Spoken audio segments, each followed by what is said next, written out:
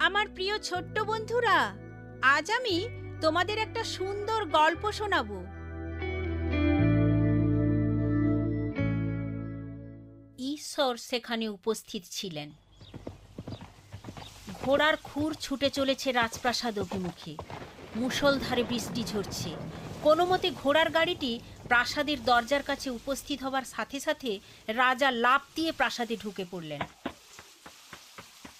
Isabel, Isabel, তুমি কি অনুমান করতে পারো আজকে কি ঘটেছে?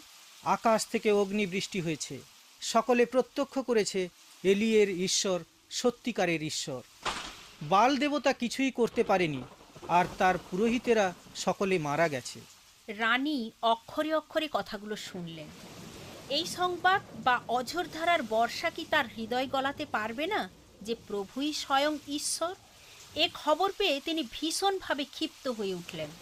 এলিওকে আমি হত্যা করতে যাচ্ছি। এলিও যখন শুনতে পেলেন রানী তাকে হত্যা করতে চাইছে, তখন তিনি পালিয়ে গেলেন। তিনি এতটা দ্রুত ছুটতে শুরু করলেন যে জীবনে এমন ছুট আর কখনোই দেননি। প্রায় 125 মাইল দূরে তিনি চলে গেলেন। সেখানে গিয়েও তিনি নিজেকে নিরাপদ মনে করতে পারলেন না, তাই আরও দক্ষিণমুখী যেতে থাকলেন।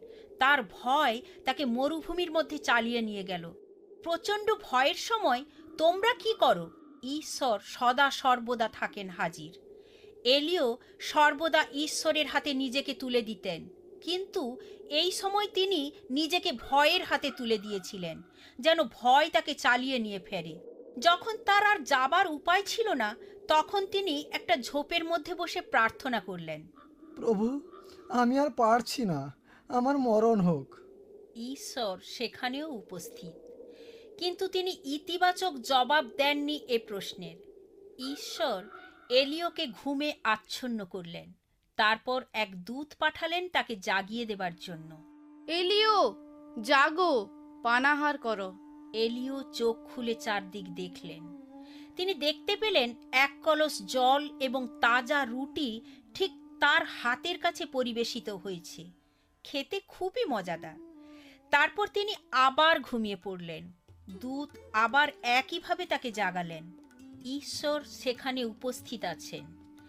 ঈশ্বরের দাস এ সত্যকে আবিষ্কার করলেন যখন দেখলেন প্রেমের সাথে এই মরুপ্রান্তরের কেন্দ্রস্থলে ঈশ্বর সর্বদা তার এমন যত্ন নিচ্ছেন। এবার ঈশ্বরের আহ্বান নতুন করে শুনতে পেলেন। নতুন পরিকল্পনা নিয়ে তিনি ফিরে এলেন। ঈশ্বর সেখানেও রয়েছেন হাজির। তোমাদের ভয় পাবার কোনো কারণ থাকতে পারে না। বাইবেল থেকে একটি পদ দিয়ে আমি তোমাদের সাহস জোগাতে চাই। ঈশ্বর আমার আলো ও আমার উদ্ধারকর্তা। আমি কাকে ভয় করব? ঈশ্বরই আমার জীবনের রক্ষক।